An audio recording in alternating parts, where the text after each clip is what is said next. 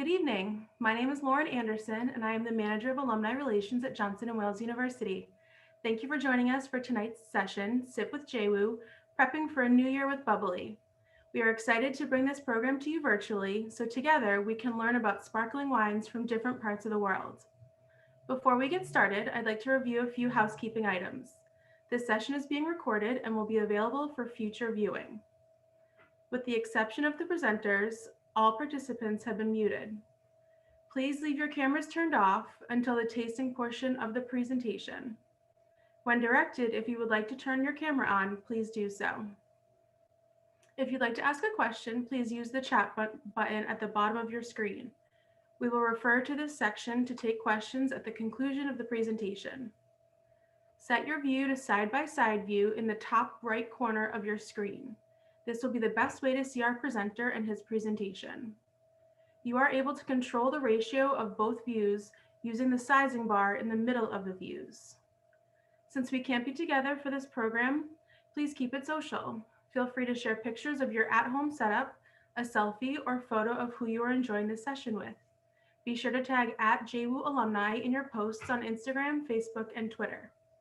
I'd like to introduce tonight's presenter, Marc DeMarchena, proud JWU alum from the class of 1988, an associate professor within the College of Food Innovation and Technology, where he teaches foundation and capstone courses within the beverage world. Some courses he teaches are Foundations of Wine, Spirits Mixology Management, Contemporary Restaurant Operations Management, and Sommelier Capstone. He has also led student study abroad programs to Europe, the Azores, and Madeira.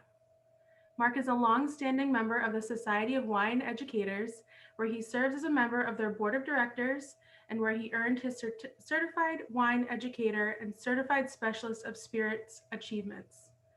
Marc holds additional certifications, including Bordeaux Tutor and Beer Server from the Cicerone organization. Prior to joining the faculty at Johnson & Wales University in 1988, Professor DeMarchena managed food and beverage operations at a variety of hotels, national parks, and inns across the US. His involvement in the food and beverage industry spans 4 decades and has afforded him the opportunity to work with great teams, creating unique dining moments and profitable businesses. We are so grateful to have him and his level of knowledge at Johnson & Wales, and I am so thrilled to have him with us this evening. Please join me in welcoming Professor DeMarchena.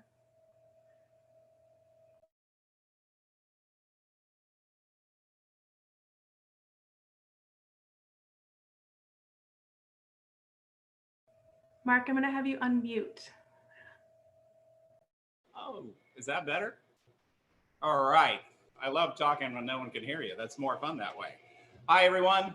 Welcome. It's nice to have you here at Johnson & Wales on a lovely Wednesday night. We're anticipating some snow, so we should make some of our own snow inside with some fabulous bubbles. I'm going to put on a little PowerPoint and sort of have it go simultaneously with our tasting so we can get a little bit of information and have a little bit of something in our glass as we're moving along. Just so you know, you're on the 3rd floor of the Cuisinart Culinary Excellence Building here in Providence, Rhode Island, and I'm really excited to share some bubbles with you long distance. I hope you did your purchasing and that you're excited to have a little sip with us tonight. So let's get these screens arranged. If you'll just bear with me for a second. And while I'm doing this, if you could share your screens, I can, on my lower computer screen, I can see, I think I can see about 15 or 20 people all at once. So if you can share your screens, very good. Thank you, Lauren. Thank you very much. And that way we can sort of move along together. Yeah, that way it's not just like talking to the TV and you're like, hey, is anybody out there? Awesome. Now that you have your screens shared, and have I shared my screen properly, Laura? Lauren, thank you. Awesome, just working out all the technology. I would like you, if you could, to get things rolling. Let's open up our first bottle of wine. Do you have your bubbly available, ladies and gentlemen? So our first selection is going to be the Barefoot Bubbly. It's a Brut Reserve. It's a fabulous sparkling wine by the Gallo folks, and I'll talk about it a little bit further in a moment.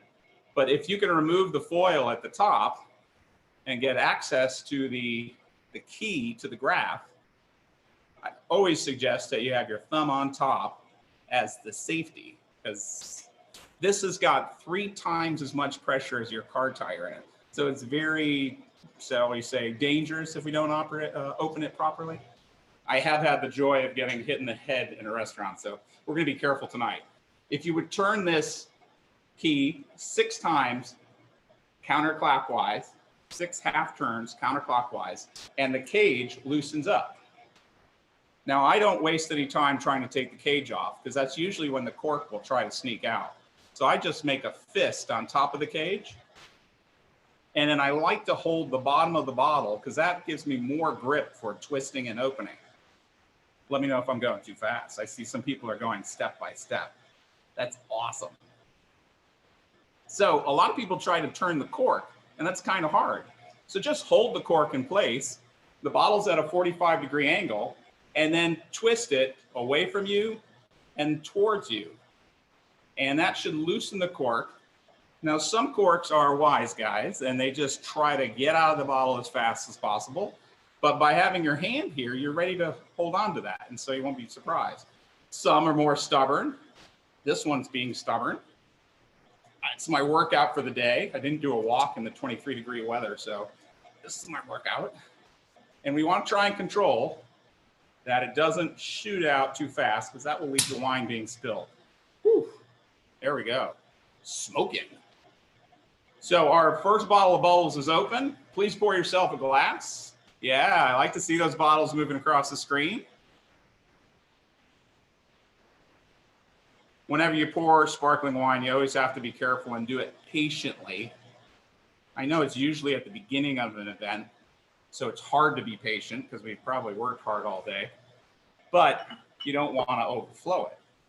So first of all, let's say goodbye to 2020 and prepare to welcome 2021. So just take a quick sip. Cheers to everyone.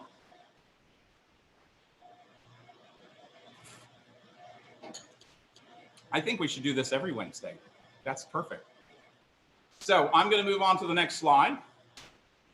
Bam. So this stuff that's in this glass, and I'm seeing some awesome little bubbles working up the glass. This is a special glass, of course, and I mean, it doesn't mean it's the only way to drink it. I'm going to drink most of mine in these smaller glasses that we use for tasting at Johnson & Wales. But we're in a whole nother category of wine. It's really cool. And that's kind of facetious or kind of being clever, but sparkling wine comes from cool places around the globe. And because of that, it's really crisp. It makes our mouth salivate. So take another sip. Move it around. Wow, that slide went fast.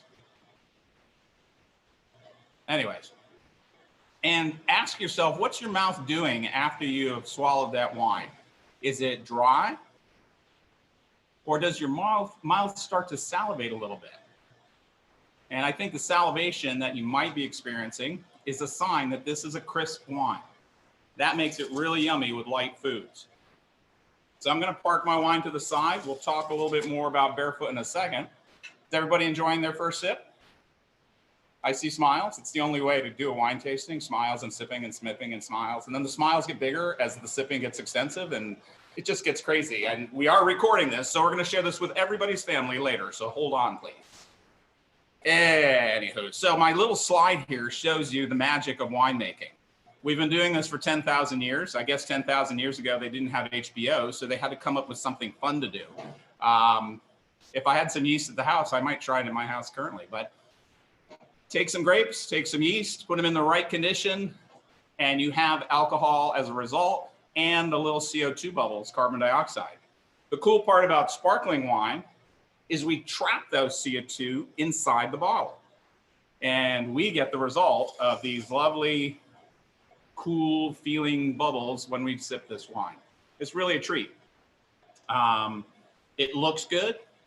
I don't know if we didn't even take time to smell. We just went right for the sip because it's Wednesday. I totally get that. But sometimes you can catch aromas more aggressively because the bubbles are bringing them out to you. This is really attractive to look at. I may just take a little break and just look at my wine. No, I'm supposed to be doing some work here, so we'll keep moving. So the cool part about sparkling wine as a definition, we've trapped the CO2 inside the actual wine. Most winemaking, CO2 is allowed to escape. Hopefully, that is not why we're suffering from global warming. So, what makes sparkling wines different around the world? That was my politically ecological joke for the evening. I hope you're ready for that. Thank you. I love the post smiling. It's excellent. If the jokes don't seem good enough, please have more wine. Anyways, so here's my clever little grape cluster. And the grape cluster is trying to tell you what makes each grape or each wine different or unique. Does anyone think of a particular sparkling wine when they think of bubbles? I think I hear you all saying champagne. Yeah, I see a nodder. I got a nodder over there in cube number 4B. Excellent. So, and champagne's an amazing bubbly wine, but there are so many other choices. So champagne is a very particular process. So in my little circles here, you can see method as an important element. We're going to try and cover a couple of these key points so you can, maybe when you're at the liquor store, you'll feel a little more comfortable about reading the shelf. I love reading the shelf at the wine store because it's a great way to explore and then find the opportunity that you want to bring home. It's really cool.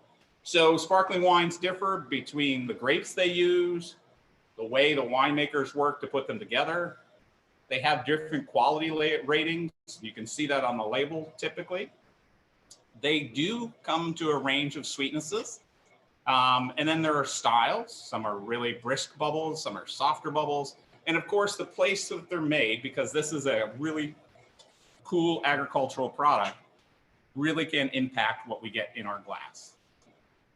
So dry to sweet. The cool part is the wines often communicate this right on the label.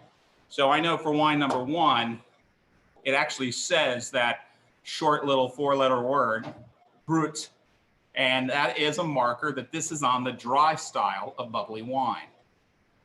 You don't see as often the sweeter styles. Someone said people in the United States aren't crazy about sweetness. And I'm like, well, then they have not been to the local bakery lately, because we definitely like our sweet. I've used a demi-sec in one of my wine classes, and it's just amazing to watch the students lose their mind after something that's so tasty. They're like, where do we buy this? It's like, oh, yeah. So across the bottom of the slide, you see terms like brut, extra dry, demi-sec. It seems a little out of whack because dry is less dry than brut. But if you can keep remembering that brut is pretty much the driest style, you'll be able to pick out what you want. On the other side of the scale, demi-sec, demi, half, and sec, meaning dry in French, means it's half dry or a little sweet. And they are lovely. So if you find a demi-sec, treat yourself. What makes our bubbles fun in other categories? I would highlight the grape types can be broad and varied. And as you travel the globe, you can find that there are so many different selections. And sometimes you'll find a grape that you're familiar with. Sometimes you'll find a grape you're not. To me, one of the funnest parts about wines is exploration.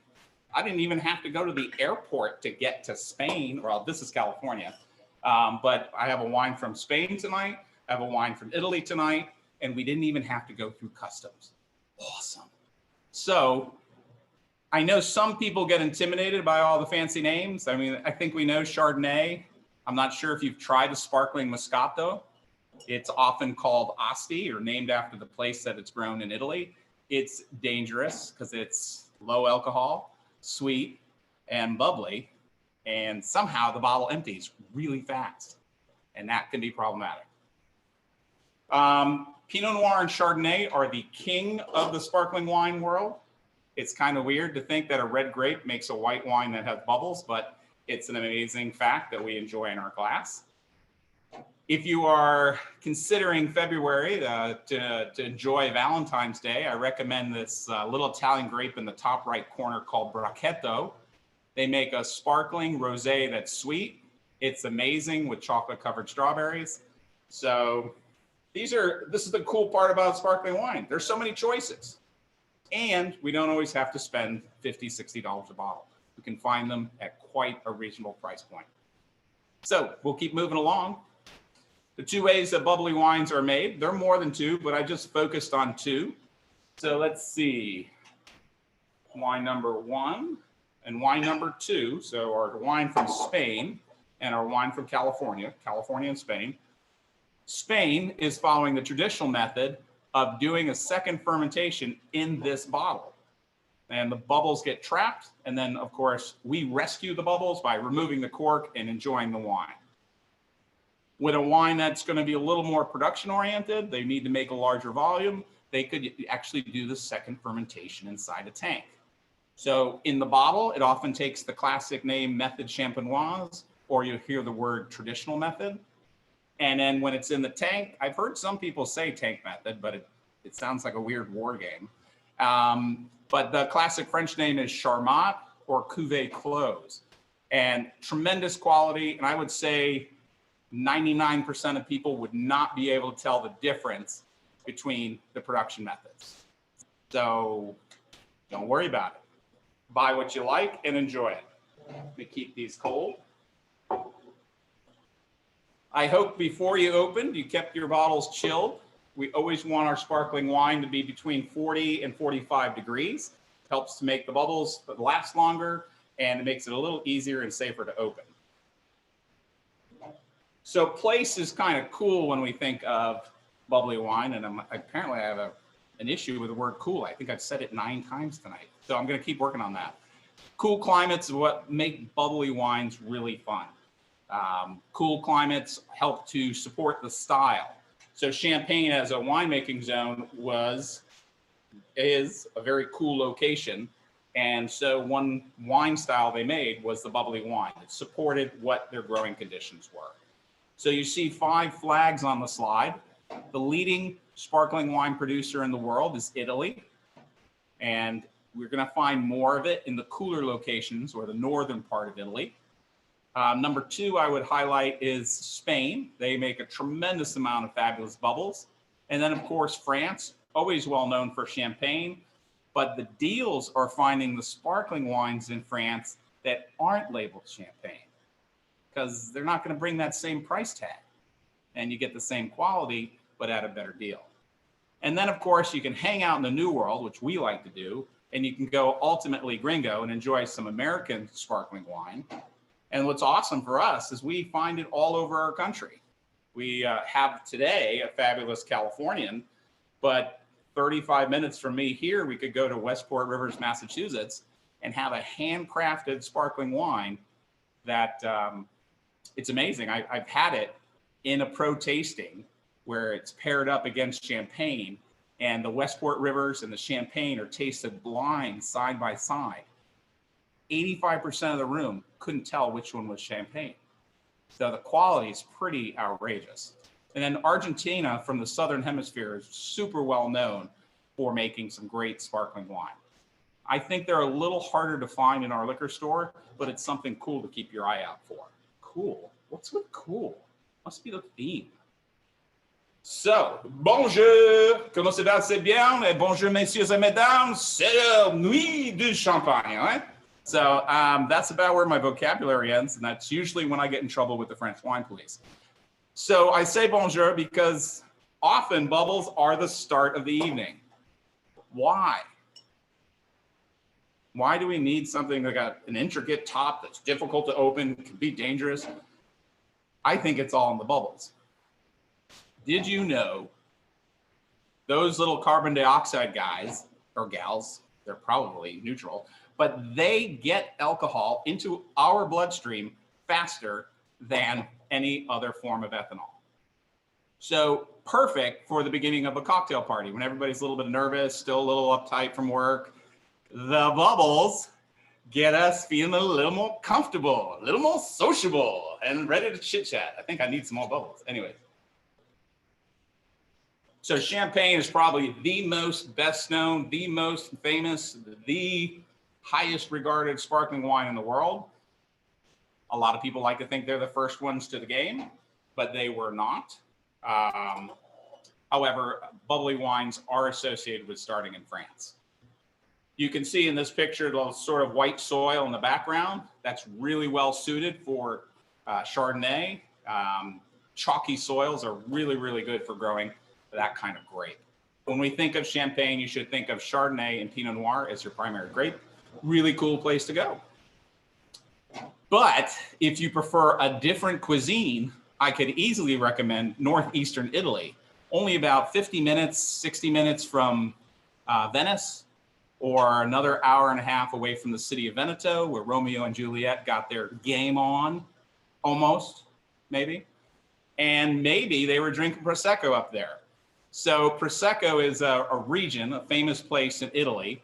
And of course, you can find bubbly wine in other parts of Italy, but this is probably some of the most famous.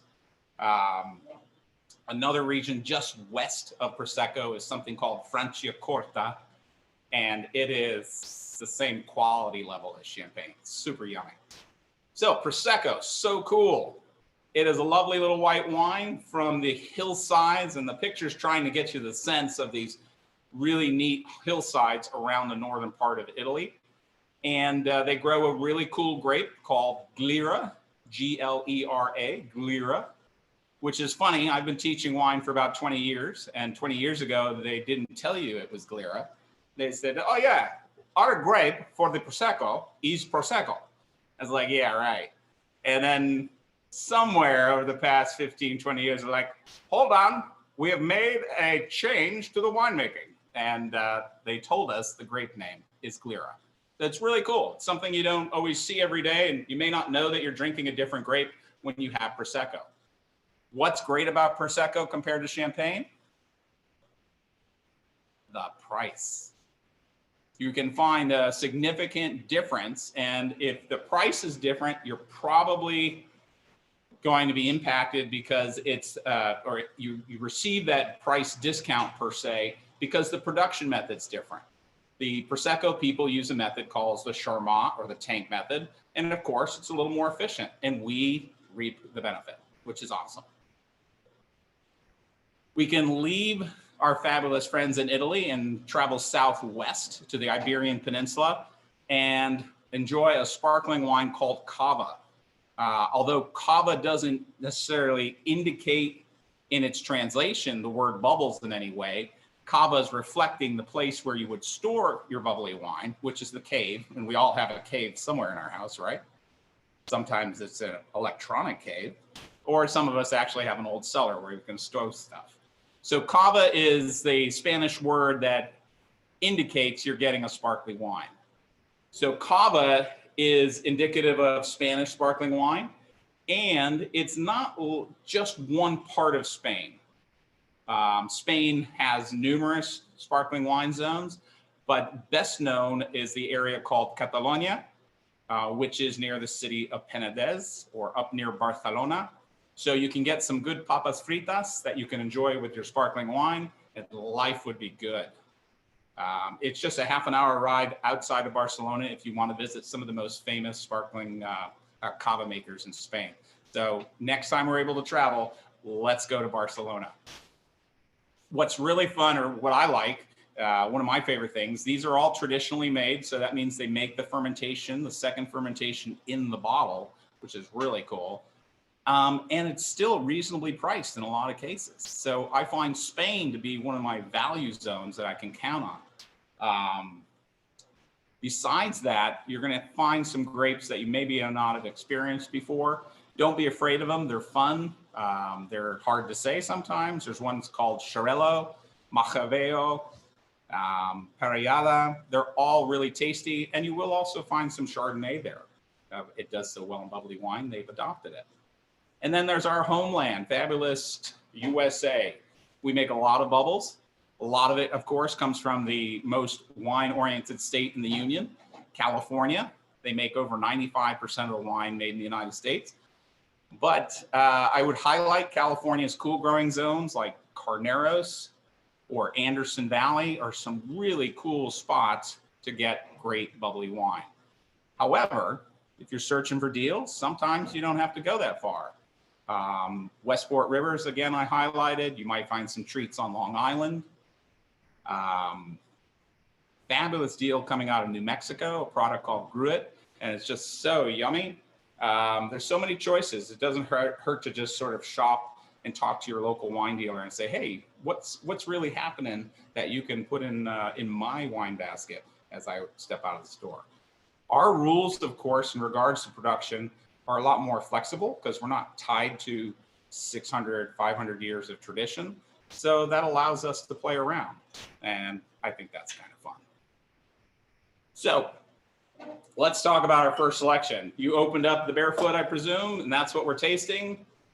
And when you taste, I usually start by looking at it. And if you opened it at the beginning of the presentation as I did, do you find you're still getting bubbles? I still have bubbles working up the glass. Sometimes it's relative to your glass, but this is a really neat glass vessel. And when I smell this, it makes me think of the green apple kind of characteristic, or like unripe citrus, lemons, limes that I might get with a Chardonnay. What's really cool about Barefoot, it's an American-made product. It's made by the largest winery in the world. So Gallo, Ernest and Julio Gallo, is the producer of the Barefoot brand. And they have an amazing winery in Modesto, California. And then they also have some fabulous wineries working up the west coast of California. Look at that. Someone's trying to call me while I'm doing a presentation. That's just unacceptable. Don't they know we're drinking bubbly wine? Anyways. So Gallo's been a partner of Johnson & Wales for quite a long time. They have hosted us on fabulous trips to Santa Barbara, Monterey, and especially Sonoma County. And it's really a treat to taste their bubbles and experience what they bring to the game. This is a tremendous value, somewhere between $7 and $11. It's very reasonable, and it brings the game that you expect with bubbles.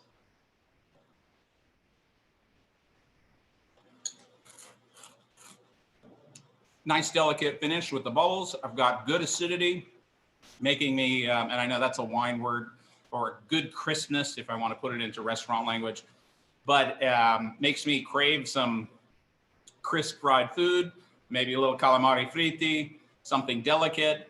If you're the oyster fan, sparkling wine is a great oyster partner. So I'm going to put that to the side. While we're opening up, while Lauren was giving us the intro, I also opened the other wines. So we're going to leave the United States, which is, this one is Chardonnay based. And we're going to step over to Spain. So I don't know if you have another bottle to open, but you can dive right in. I love seeing people run right off the screen, like, let me get my bottle. I'll be right back. I'm going to use a smaller glass. It's a tasting glass that we use here in all our wine courses. It's easier to handle and manipulate, and I'm just worried after I have more bubbles, might it be harder to manipulate the glasses. So I'm trying to be in control here. So I open this the same way. Again, 45-degree angle, twist the bottom, gently control the cork so it doesn't launch on you. The second wine is called Bohigas Brut Cava, and it's also a Reserva, which has a particular designation in Spain. It means that it has been aged longer. In the United States, Reserva, or the word reserve, is just good marketing. It has no legal value. But in Europe, and especially Spain, it does have sort of legal value. So when we make bubbly wine, we put sugar with yeast inside an already made wine to create more carbon dioxide and more alcohol. So once the yeast has eaten the sugar, which takes about 3 weeks, the work is done. But some winemakers like to leave the bottle in contact with the yeast inside because it adds nuance and flavor. This is called resting on the lees. Lees are the dormant yeast cells. So this sat on the lees for 24 months. That's definitely a quality statement. And it's kind of amazing because it's also in the $11 to $15 range. So something that's a reserve. This family has been making wine since the 1300s. So I think they might have a little idea of what's going on, if you know what I mean. So I'm going to pour that right up. I don't know if you bought all 3 wines. I hope you have a wine stopper, or sometimes I've actually placed saran wrap, wrapped it 3 or 4 times to keep the gas from escaping so that we can have bubbly wine with breakfast, which is always a good thing, or you could make your own personal mimosa. So if I were to compare these side by side, a little hard on a black counter, but the Cava is a little richer in color.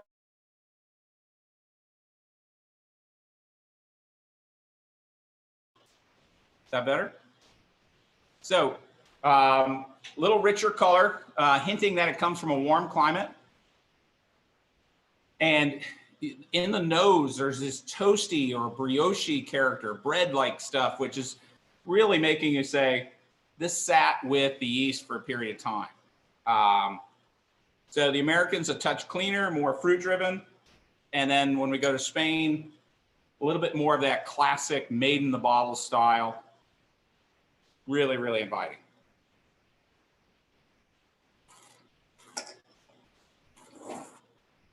Bright, fresh. The bread notes are there, a little bit of yeast character. Again, citrus takes the game. Different grapes, a little different winemaking procedure, then additional aging. So we're getting a whole nother value here, but we really didn't have to beat up our checkbook. I kind of like that. That's not a bad thing, especially around the holidays. So Cava is quite a treat. Now you can find expensive Cavas as you search around, but you can also find them at a good entry-level point like this product. So kind of fun to play. So Spain is lovely, but we can also go to Italy. I think you may have seen this label before. It's a pretty well-known prosecco.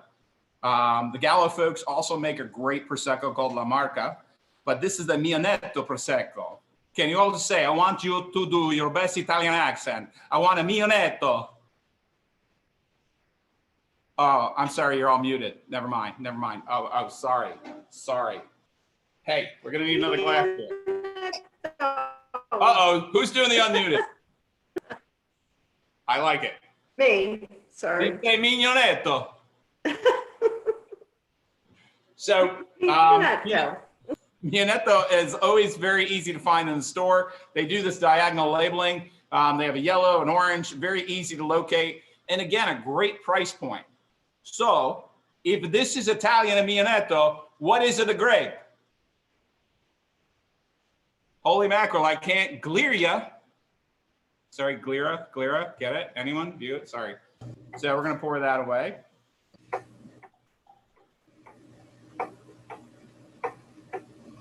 So leaving Spain, where we're at the very southern edge of Europe, I think of warm climate, Mediterranean climate. Now we reach the northern part of Italy with the Prosecco, a little cooler climate. And I can see just sitting on the counter, the Prosecco compared to the Cava.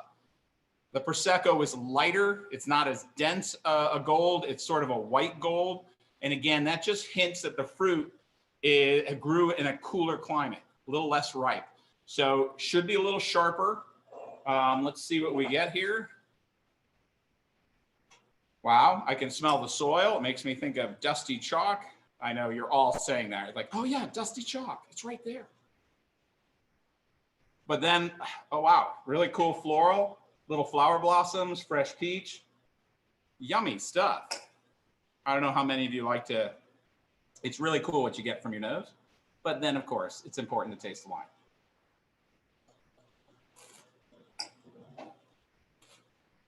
Totally different expression. Fresh, easy to drink, maybe a little less ripe. So it's got a little sharpness in the finish, but not a problem. Easy to drink, easy on the wallet, everybody's happy. So moving forward, apparently I don't know how to move slides at the same time as I talk. So Prosecco, and I don't know if you noticed in the first slide with Barefoot, one of the funnest things about them is they all come bottled in these. You can get a normal size, large size, but you can also get the mini pack. Not bad. Little Prosecco in the koozie. Life is good. Could be great for those outdoor voyages. So moving forward, you can drink bubbles just like this. That's awesome. And a lot of people like this. Just let me have the bubbly wine, let me sip and savor. But what else can we do? So I think as a wine category, it gives you so much range to play. So if you don't finish your bottle tonight, no pressure, because you can save it and do something with it tomorrow or perhaps Friday, as long as you're trying to keep those CO2 bubbles in. At your local wine store, you may be able to find some kind of cap that has a hinge and a cork top. So let's get this arranged here. And I have another one from the Jacquard people. But the top goes in, and then the little arm holds it on top so your bubbles stay in and it remains under pressure. Totally worth the $2 or $3 or $4 that this is costing you, because you won't feel forced, because we're not twisting anyone's arm here to drink the whole bottle in the next 20 minutes, because that would be problematic. But it gives you the ability to really enjoy this wine for a couple days. And of course, you'd keep that refrigerated. So go to your liquor store, get a sparkling wine stopper. Very, very important. So let me take that out, because I think I'm going to use this wine again. So what else can we do with bubbles? So I think this is called wine math. If you take bubbles plus juices, liqueurs, spirits, or the world famous, so popular shrubs. What? Shrubs? This is not a gardening class. What is happening here? Anyways, I'll get to shrubs in a minute. You all know about juice, right? Coming from the old citrus fruit. I don't know if you can see that.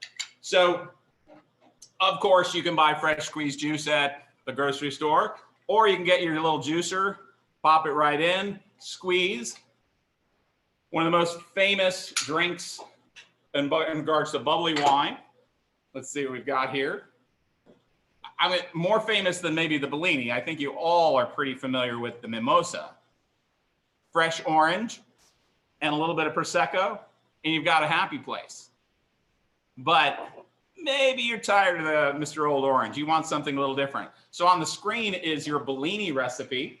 It's really a cool drink. Just some fresh peaches. And even in the winter, when you're saying fresh peach, what are we talking about? I'm living up in the Northeast here. It's wicked cold. I can't find a friggin' peach. Go to the freezer section. Get the frozen peaches. Yes! Your store is your friend. Mash the peaches, muddle them with a little bit of sugar, tiny bit of lemon juice, and make a peach puree. Put it inside your glass, and life is good. I'm going to cheat. What do I have here? I have the big bottle and the little bottle. This is Mianetto. I'm not Mianetto. It is not bubbly wine. This is a syrup. Apparently, I've had a little bit of wine. But anyways, just a quick example of, there's my prosecco. You can see that, correct? And then I put a little bit of syrup in. This is Monin, a fabulous company from France. And if you need to give it a little, where's my magic stirring spoon? I'm gonna blend my syrup and my wine. Whenever you're doing it, you're only doing about a tablespoon. You don't need a large amount, because you don't want to get rid of the base character of the sparkling wine. You still want a little bit of fruit, just to enhance it. And because this was a sweetener, it took away a little bit of that bitter finish that was on the prosecco. And again, you can tailor it to whatever event you're having or whatever theme of the day you're having, and have a lot of fun with that.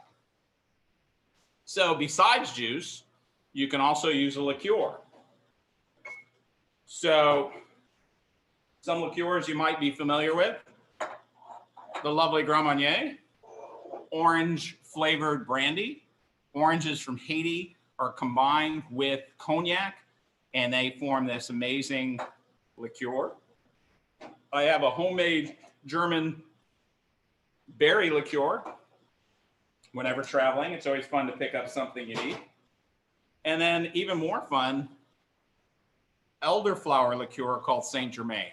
I don't know if you're familiar with Saint Germain. but actually on the Saint Germain spirit package, liqueur package, they have a recipe on the side of the container highlighting prosecco, Saint Germain, and a little bit of club soda. And it's a dangerous drink. If you make it by the pitcher, your friends will never leave. It's kind of powerful. So again, it's just a small amount, a tablespoon, half an ounce to an ounce, depending on how sweet or intense you want the flavor. You add this to your glass and pour your choice of bubbles on top. And it's really a treat. I was in a wedding with a dear friend, a fellow grad from JWU, and I think the maitre d' was nervous that the mom was a little intense. He snuck Grand Marnier in every little sparkling wine glass she had that night. That was the easiest mother of the bride that maitre d' had ever dealt with. It was so funny. At one point, I think she leaned on my shoulder. I can't tell you about that. Anyways, TMI, baby, TMI. So, bubbles and a liqueur, and on the slide, I'm highlighting the most famous sort of bubbles liqueur mixture. It's called a Kir Royale. It's just, I know people may not have creme de cassis sitting at home. Creme de cassis is an awesome black currant liqueur. But what I was trying to identify is that you can substitute. You could buy the little small bottle, or you can buy the bigger bottle, and you can have fun at home mixing your bubbles with a cool liqueur. I'm watching my time because it's almost 7:15. A lot of people use, there are really cool classic cocktails. The French 75 is an example where any one of our sparkling wines, they've got bubbles in them. So they add spritz to any drink. So when a drink is asking, or a drink recipe is highlighting that it wants a spritz, I think it's really cool to get away from thinking of club soda. Everybody thinks club soda or tonic, but if you've got the stopper and you've got the right sparkling wine, this is a whole nother way to add spritz to your cocktails. So don't be afraid of exploring that. Last but not least, we have to talk about the garden. The shrub. Oh my God, he brought a small bottle with cloudy liquid. He's gonna make us drink that. Oh hell. So that cloudy liquid was this fruit, and where's my little plate? I hid my plate for myself. What I did is I cut up lemon, yellow grapefruit, and orange, and put in clove, cardamom, and cinnamon stick. Placed it in a container with equal parts apple cider vinegar and granulated sugar. So the classic recipe, as you see on the slide, if I move the slide, is 1 cup cider vinegar, 1 cup sugar, and then whatever your flavoring elements are. They don't have to be citrus. The great part about a shrub is that you are taking product that might be in your refrigerator, some fruit that maybe, it got lost behind that large piece of prime rib. I couldn't see the fruit. It got stuck. And it's just starting to get a little old. Put it in this mixture, and you revitalize it, and you extract all the cool flavors and aromas that you could then strain into your magic bottle mixture. And your neighbors are like, oh, dude, he's breaking out the magic bottle again. It could be trouble. And very similar to what we did with the liqueur, I'm going to go gringo, do a little barefoot. We'll go for the adult portion. And then again, this shrub is sour because of the vinegar, but the sugar balances that. So it's a sweet and sour base. And then what's really awesome is the flavors that you've extracted. Now, if you leave the skin on the fruit, of course, you're going to get some bitter, but it also brings more aroma. So I'm going to put a little bit of this right in. And then if I want to just counterbalance, I can take a little trick from my bar, some Angostura bitters. This is an orange flavored Angostura bitters, and put a drop or two on top. And you've got an inexpensive, bubbly wonderland that could cause trouble.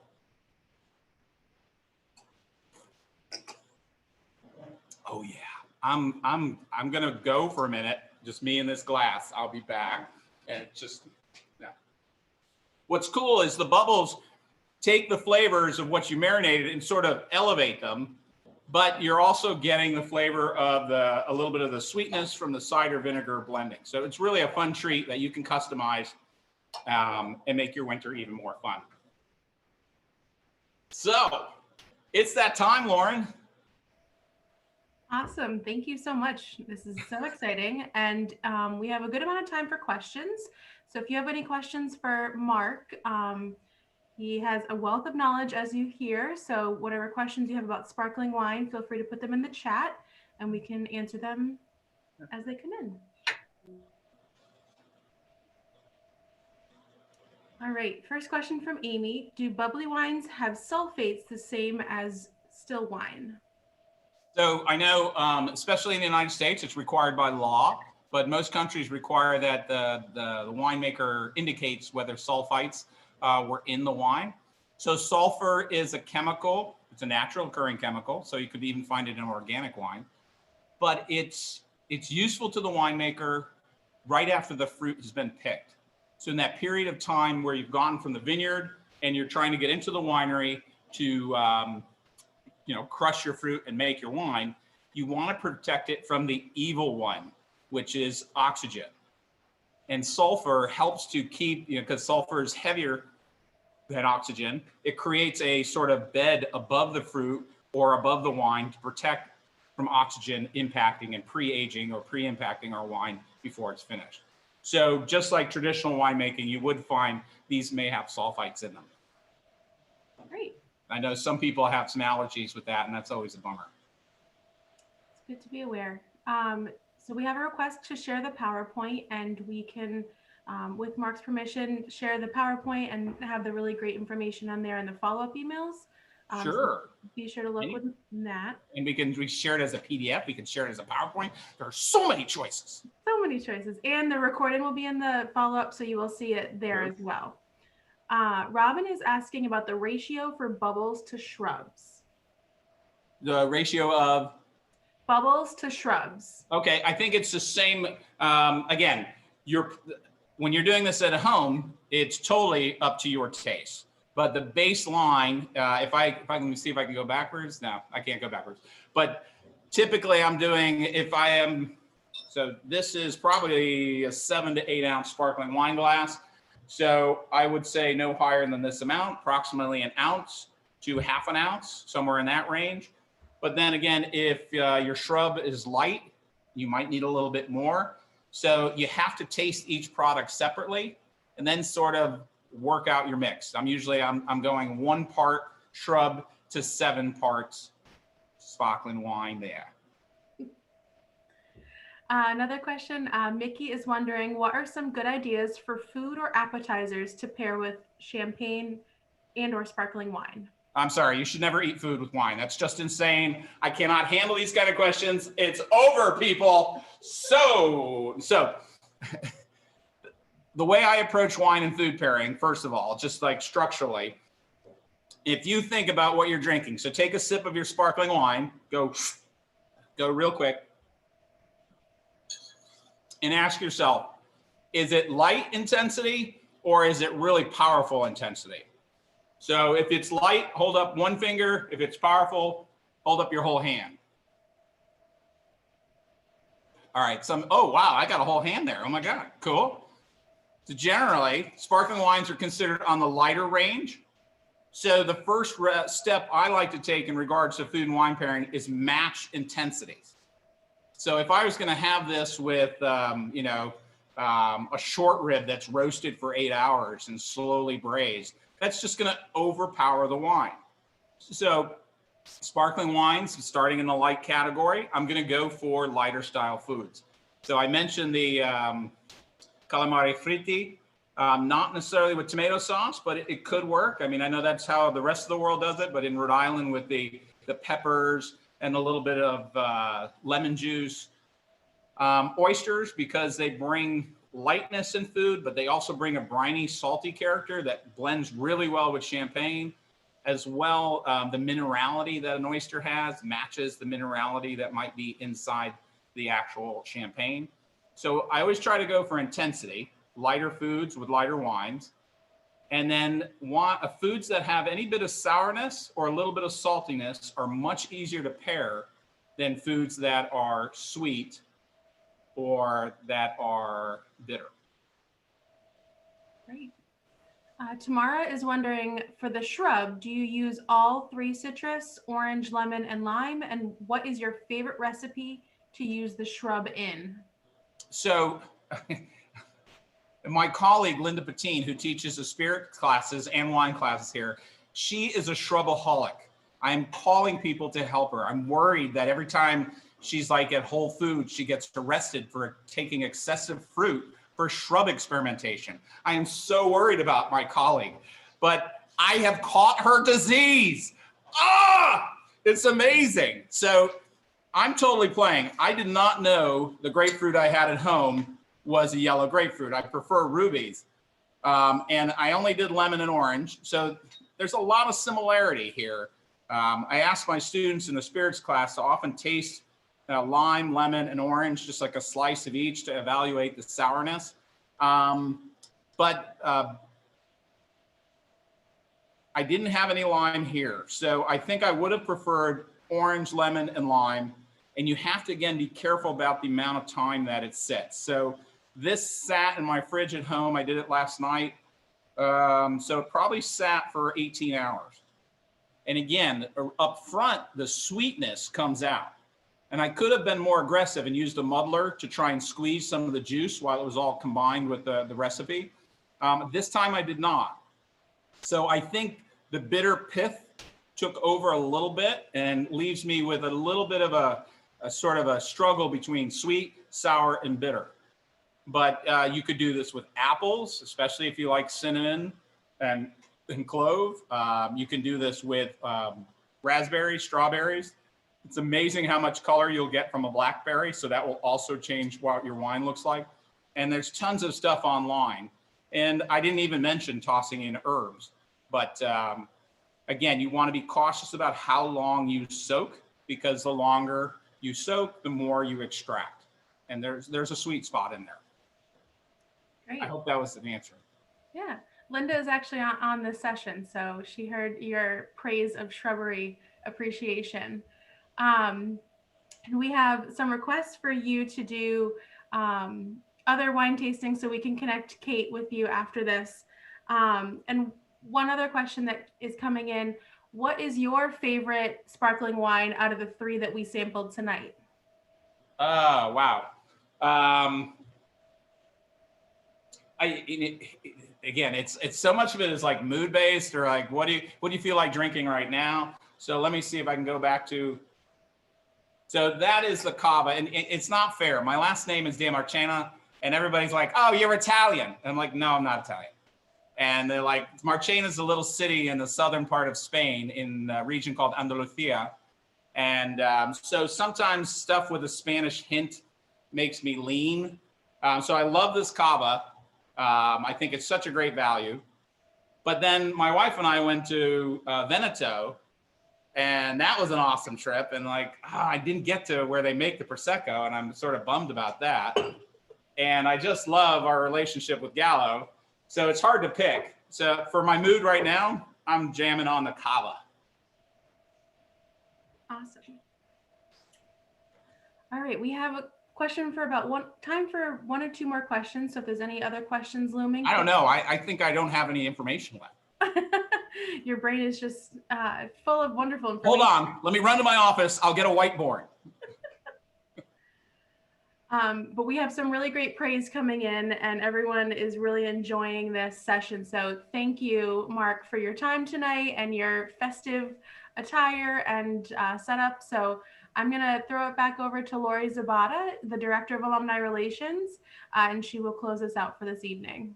Happy holidays, everyone. Thanks, Lauren. And thank you, Professor DeMarchena, for such an informative discussion about sparkling wine options and the ways to enhance them should one choose to do so. You certainly have prepared us for the upcoming new year. Your beverage knowledge is always impressive, and your delivery makes learning enjoyable, comfortable, and entertaining, not to mention your sense of humor and use of accents. Tonight, we even got to hear you speak French. That was such a treat. We're grateful to you for sharing your time with us and appreciate all that you've offered us in this session, so thank you. I'd like to thank the Alumni Relations team for their help behind the scenes, especially Lauren Anderson for her work to bring this program to us. I'd also like to thank all of our alumni attendees for joining us for this festive session. It was such a pleasure to see you enjoy this presentation in the comfort of your home. Professor DeMarchena is an amazing example of the faculty providing the world-class education that our students receive at the College of Food Innovation and Technology, or CFIT. You can help support tomorrow's culinary leaders today with a donation to support CFIT, but your gift is more than a donation. The simple act of giving any amount actually contributes to the growth of JWU's reputation, our rankings, and ratings.